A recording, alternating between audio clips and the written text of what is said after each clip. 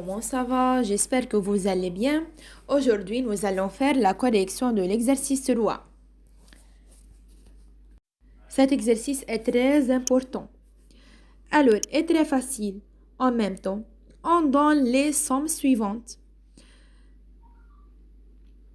On a A comme ça, et B comme ça, et C et D. La première question écrit les sous la forme de nombres avec virgule ou de nombres à virgule. C'est-à-dire, je veux écrire chaque nombre, je veux l'écriture décimale. Que veut dire l'écriture décimale? C'est-à-dire nombre décimal, c'est-à-dire un nombre avec virgule comme ça, par exemple. Alors, maintenant, je veux commencer par la première partie, 1. Alors, je veux commencer par A. Alors, regardez ici, A, c'est 3 plus 4 sur 10 plus 7 sur 100. 3, c'est le chiffre des unités. Alors, si on a un chiffre seul ici, alors c'est-à-dire c'est le chiffre des unités. Alors, j'écris directement 3, virgule, car le chiffre des unités est directement avant la virgule. Unité, ici 4 sur 10, que veut dire 4 sur 10? C'est-à-dire dixième, 10, c'est-à-dire dixième. Où est dixième? Ici dixième, directement après la virgule, c'est-à-dire j'écris directement 4. 7 sur 100, c'est-à-dire 7 est le chiffre des centièmes. Centième, c'est le deuxième chiffre après la virgule. Ici, c'est-à-dire c'est 7. Alors, c'est 3,47. Je veux répéter, si on a un nombre, par exemple, le nombre suivant, tout d'abord, 3 est le chiffre des unités, 4 est le chiffre des dizaines, 7 dixième, chiffre des dixièmes, 6 est le chiffre des centièmes, 8 est le chiffre des millièmes, n'est-ce pas? Est le chiffre des millièmes. Alors maintenant, partie B, on a 9. 9 seul, c'est-à-dire 9 est l'unité, c'est-à-dire j'écris directement 9, 9, 1 sur 10, c'est-à-dire dixième, c'est-à-dire c'est un seul chiffre après la virgule car on a un seul zéro. C'est-à-dire directement, j'écris ici 1. Maintenant, 3 sur 100, c'est-à-dire c'est le deuxième chiffre après la virgule. Car on a ici 2 zéros, alors deuxième chiffre. 1, 2. Alors j'écris ici 3. Maintenant, 2 sur 1000. On a 3 chiffres, n'est-ce pas? Après la virgule. Pourquoi? Car ici, on a 3 zéros. Alors, 1, 2, j'écris ici le troisième chiffre, c'est 2. Et le quatrième chiffre, c'est 7. Car on a ici 1, 2, 3, 4. On a 4 zéros, alors 7 est le quatrième chiffre. Regardez, 1, 2, 3, 7 est le quatrième. Maintenant,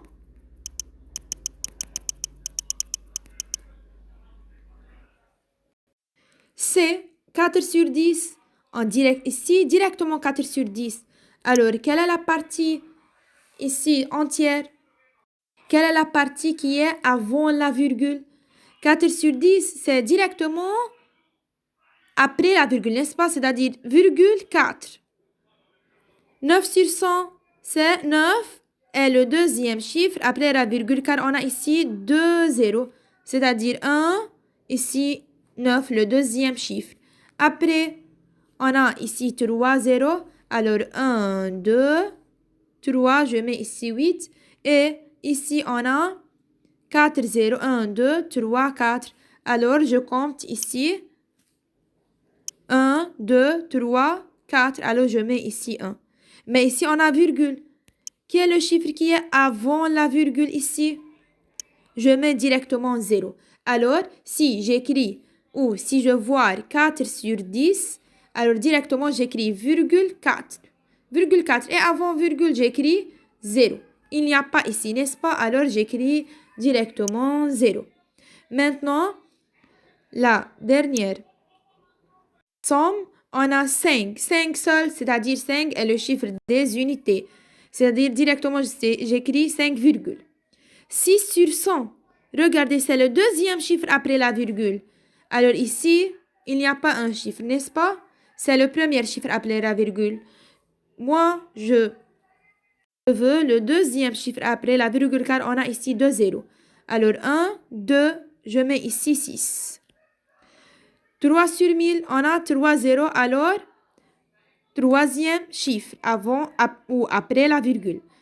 Alors troisième chiffre après la virgule. 1, 2, ici 3. Alors j'écris ce chiffre 3. Il reste combien de chiffres ici? Après la virgule 1, 2, 3, 4. 1, 2, 3, 4. Alors j'écris ici 2. Et ici, on écrit 0. On remplit le vide par 0.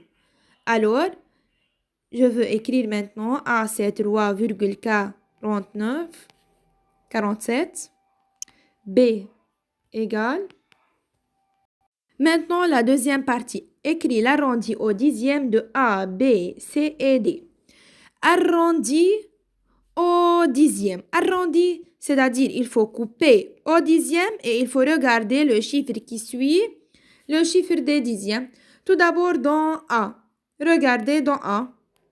Je veux écrire ici A égale, c'est 3,47. Je veux l'arrondir au dixième.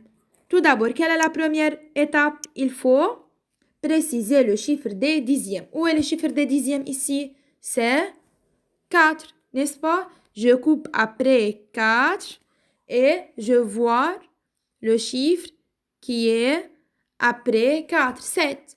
7 plus grande que 5? Oui, plus grande que 5. Alors, j'ajoute à 4 plus 1. C'est-à-dire l'arrondi est 3, reste la même 3,4 devient 5. Alors, c'est 3,5. Maintenant, partie B, ou le nombre B. Le nombre B est, je veux l'arrondir au dixième. Tout d'abord, la première étape, il faut préciser le chiffre des dixièmes. C'est 1, n'est-ce pas? Alors, je coupe directement après 1 et je regarde le chiffre qui suit 1. C'est 3. 3 plus petit que 5. Alors, j'ajoute 1? Non. Alors, j'écris directement cette partie, oui? Cette partie. Alors, l'arrondi est 9,1. Maintenant, on a C. Je veux l'arrondir au dixième. Tout d'abord, il faut préciser le chiffre des dixièmes. Où est le chiffre des dixièmes ici?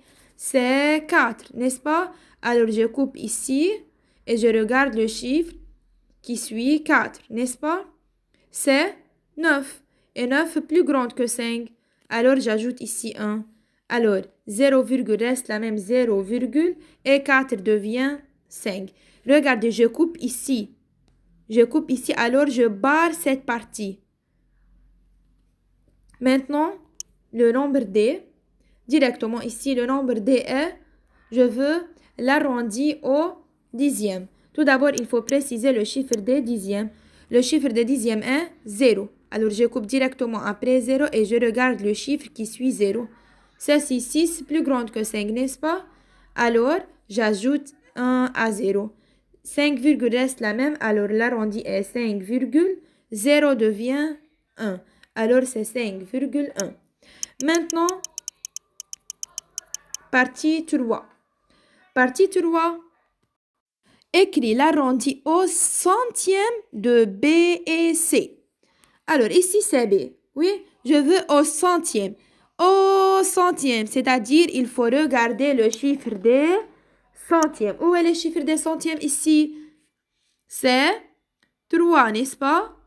3 est le chiffre des centièmes. Alors, je coupe directement après 3 et je regarde le chiffre qui suit 3. C'est 2 et 2 plus petit que 5, n'est-ce pas? Alors, quel est l'arrondi de B? L'arrondi de B est cette partie, n'est-ce pas? Avant de couper. C'est-à-dire, c'est 9,13. J'ajoute 1 à 3? Non. Pourquoi? Car le chiffre qui suit 3 est plus petit que 5. Est plus petit que 5. Maintenant, pour C. Je veux maintenant pour C. L'arrondi au centième encore. Au centième. Tout d'abord, il faut préciser le chiffre des centièmes, n'est-ce pas?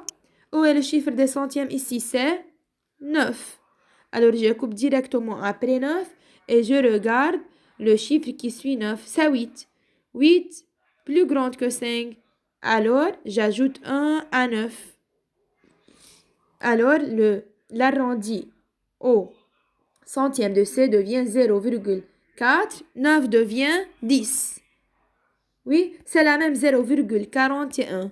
Car le 0 dans la partie décimale ne change pas le nombre. Maintenant, on a partie 4, l'arrondi au millième de D. Ici, c'est D. Où est le millième? 0, dixième, 6, centième, 3 millième. Je coupe ici et je regarde le chiffre qui suit. 2 plus petit que 5. Alors, j'ajoute ici 1? Non. Alors, quel est l'arrondi? Toute cette partie. Oui, faites attention. Toute cette partie. Alors, 5,063, c'est l'arrondi au millième de D.